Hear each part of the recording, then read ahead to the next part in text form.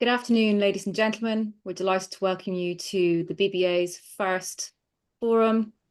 We'd like to welcome each of our speakers today, introducing Joey Garcia, Director, Chief Legal and Regulatory Officer, Head of Public Affairs at Xapo Bank, and he'll be discussing what is Xapo Bank today. We're also delighted to welcome Professor Sarah Green, and she'll be discussing Digital Assets Bill in the House of Lords, the road ahead for crypto assets in the UK. And Sarah is Head of Digital Assets and Trade Finance at D2 Legal Technology. Also looking forward to hearing from Dr. Nassim Naqvi, President and Founder of the BBA, and he'll be covering news from the Journal of the British Blockchain Association, CEBB, the Centre of Evidence-Based Blockchain, discussing our working groups, talking a little bit about the Blockchain Associations Forum, and very exciting news about our International Scientific Conference, which is happening in April. Also some updates on the UK National Blockchain Roadmap, some news from our fellows, our BBA Student Forum, and some great new partnerships. So without further ado, I'll pass you on to Joey, and he's going to talk to us a little bit about what is Xapo Bank. Great. Well, thanks so much for that, Deborah. Thanks for the introduction as well. It's great to be here and to be able to join you guys. So let me just give you a bit of context. Everyone's talking about banking and blockchain, or banking and crypto, and there are so many issues that have developed all over the world, many different ways. And what we've done, I mean, some people who've been in the space for a bit longer know Xapo very well. Maybe the more modern generations haven't heard of it, but we've been around since 2013. So the original Fort Knox of BTC. So we had around 900,000 BTC in custody when we sold that institutional piece to Coinbase in 2019. But really call it like a bridging facility between the blockchain universe and the traditional financial services world. So when we talk about convergence, and people are talking about that a lot these days, it's something that we've been working on for many years. And actually, I'm going to show you a little bit of information, which is always quite interesting. When people talk about being around in the space for a long time, they all mean different things. But here are some random pieces. I mean, this was, the latest Bitcoin craze when we were talking about cold storage. People didn't really know what that meant or what that was when we were building out the nuclear vaults in Switzerland, arranging ourselves. This is 2014. And again, 2014, when the original founder of Xapo Wences was talking about building the Fort Knox of BTC, that's where we were. Eventually, banks will have to use Bitcoin. Will there be? We all know around the ETF world, we all know around what banks are doing to explore this technology and exposure to this asset class, if we can call it that, in different ways. But we've been talking about this since 2015, which is interesting. And last week we had Davos. Lots of people know about Davos. It's a real buzz around that now. Again, we were talking at the World Economic Forum around the history and future of BTC as an asset class, again in 2015 and in 2016, and talking about the case for a 1% allocation to Bitcoin in 2019. That was quite interesting. More interesting that BlackRock have said, in December 2024, that you might consider 2% for interested investors. And that's quite. And why am I talking about all this stuff? The reason that I'm doing that is when people talk about virtual assets, or they talk about exposure to Bitcoin, they talk about exposure to this whole new developing Web3 universe. How do they do that? Many people do that through trading platforms or exchanges, etc. And most people know well about some of the issues that could potentially and theoretically exist. Everyone knows around the FTX example. That's all very interesting. They know less about the 250 other exchange platforms that have become insolvent in the last 3 years. I'm not going to take you through the entire list, but this is the graveyard of exchanges, and that creates a risk. So if any of us on this call have a bank account, generally speaking, there's an equalization of standards between, a London bank and a New York bank or a Singapore bank or whatever it might be. In the crypto world, there isn't an equalization of standards between virtual asset service providers in different worlds. And I always use that expression, know your VASP.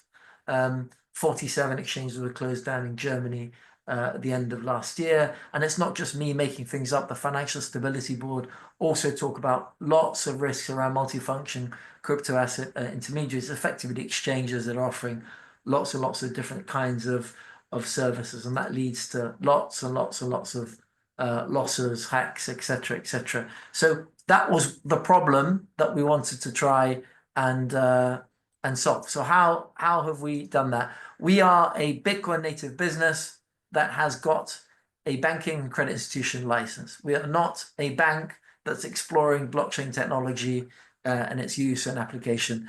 We've been built on this premise of the objective to protect and grow your wealth. And we believe in the BTC as a unit of value and something that someone should or potentially choose to have some exposure to, but only in the right constructive and structured and regulated way. And that's really what we've built. So we are, a regulated bank, a regulated virtual asset service provider, principal members of Visa, MasterCard, all the good stuff, fully audited, etc. And that's all wonderful.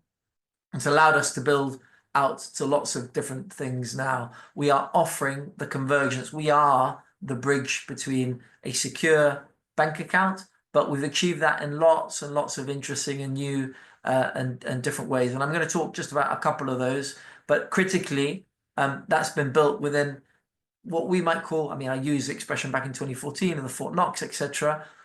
But ultimately, security is fundamental and paramount to our being. If we've been around since 2013 and we've never had a security issue at all with the volumes of BTC that we've had in custody, I'm not making it up when we talk about, people talk about MPC, powered security or sharded keys, etc. They don't quite understand whether there are or aren't single points of failure within those structures. They're not quite sure how those keys are sharded or how they're structured or what are the other pieces of technology or security that are built into that. So security can be a loose term, but for us it's a sort of primary focus point in the piece of security that we offer to our users, and that's allowed us to do lots and lots of things. I wanted to mention this very, very quickly because again, in the crypto world, principles of things like consumer duty don't really exist. So, how people are being charged fees in different services that are being offered or structured varies quite a bit. We have a very, very clear offering around the value proposition that we put forward, and we have to meet those standards because we operate as a bank, even though we have a BTC exposure layer, we are regulated as a credit institution. So we're caught within all of those standards. So when I talk about a fair value assessment, it's not something that I make up. If you talk to many platforms in the crypto space, they're maybe less, well, not that they're less focused, but they're not caught by a certain of those requirements. So, I see that as quite a protective layer for users of the platform. It's something that I think will develop and emerge over time, but it means lots of different things. In practical terms, when you buy and sell an asset, what does it cost? What's the margin in those transactions? We charge a 10 basis point spread. That's institutional grade, and it's the lowest that you'll really find in the industry. Do people understand what margins are being charged when they buy, sell, trade, or interact with the virtual asset space? That most people don't, but I can tell you what those numbers are, and they are quite significant. They actually go quite a lot higher than 1.49% to circa 3% on some platforms, even 4%. So what does that mean in practical terms if you're gaining exposure to something, buying or selling it? It's quite important. For us, again, very, very big focus point, offering consumers the best possible outcome to enter and enjoy exposure to the space in the right way. And then, again, we have fully blown stablecoin integration payment rails to your bank account. So that's what I mean when I talk about the bridge. And I often use this as an example. If the Bank of England issued a digital pound, all banks and payment service, the entire payment service universe would need to understand how to provide some form of wallet functionality and also some form of conversion functionality between a payment that's executed on a protocol versus a payment that's executed on our existing system. So we built USDC and USDT payment rails into and out of your US dollar bank account. So if you send me 5 USDC, I'll receive 5 USD. So we have the security of the banking infrastructure, but integrated alongside GBP, alongside Euro, all the classic stuff we've built. So that's what I mean by a bridge, and let's call it blockchain native interaction. Make a transaction to platform A, B, or C. Choose to take the risk that you might want to take. But if you want to then hold those assets very, very securely, how do you execute a transaction from, let's just call it the Web3 or crypto space, back into the security of a deposit guarantee scheme insured account? Very simple way. It's not that simple. So that is something that we built out, and to an extent, it's kind of future proofing if we start talking about CBDCs and stablecoin integration layers and all of that stuff. So it's an interactive tool between the traditional financial system and the crypto world. And we've also built out deployment options. So we've very, very significant experience deploying our own assets at our own risk. We've built out a fund product in partnership with the Hilbert Group to effectively offer a deployment option. So you hold an asset, but how do you put that asset to work in an as secure or structured way as possible? We believe that that's extremely relevant. People are looking for that in lots of different ways. And they also don't fully understand what it is to gain exposure to this market in other ways. And this is a very, very random set of calculations. But to give you like the ETF analogy, what's the difference in exposure to the price of Bitcoin through an ETF versus through a direct access point, other than not gaining access to the actual protocol and its underlying sort of purpose and function? There are lots of other pieces. I won't go into all of that. But if you run a calculation of $1 million invested in BTC 5 years ago, and you apply the classic fee structures, there's nothing controversial around this. And I'm not saying the high fees, but 25 basis points, 39, 1.5%. If you calculate the price movement of Bitcoin over the last 5 years, and you wrap in those kinds of management fees, so those kinds of exposure structures, it's quite interesting to see the output of what that would have cost in US dollar terms. So the highest rate, it would have cost effectively $500,000 in the equivalent of BTC. So that's been, broad brush, running something at a cost with exposure to a volatile market has very significant implications if the price moves up, and vice versa. So if you had a 4% yield and you were deployed on a structured yield generating instrument on your $1 million return, you would have also gained the upside if it was a Bitcoin denominated return, and you would have received 113%. So that's just a very random piece of analogy there. So 2% allocation, know your VASP.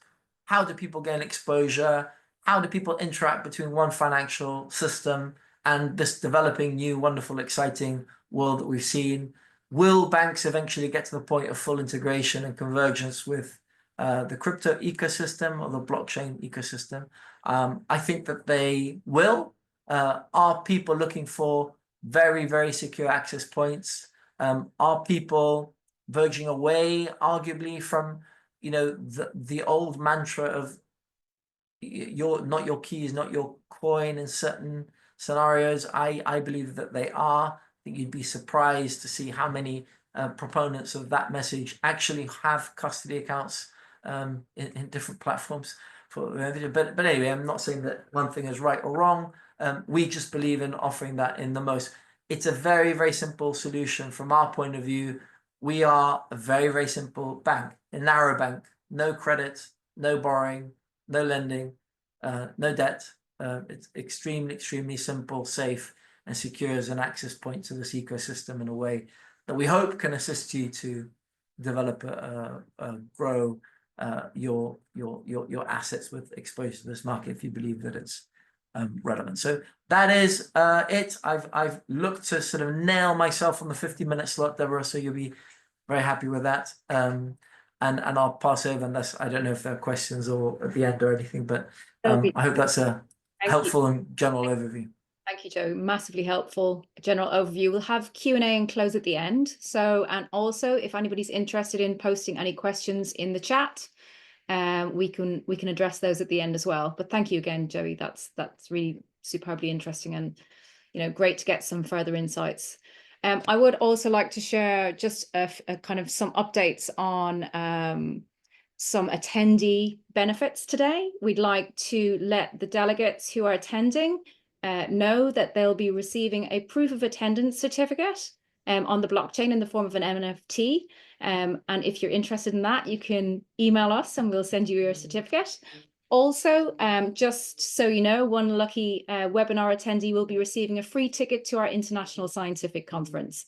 So yeah, again, please do post your name. But as I said, we'll be emailing you if you're the lucky winner of that particular prize.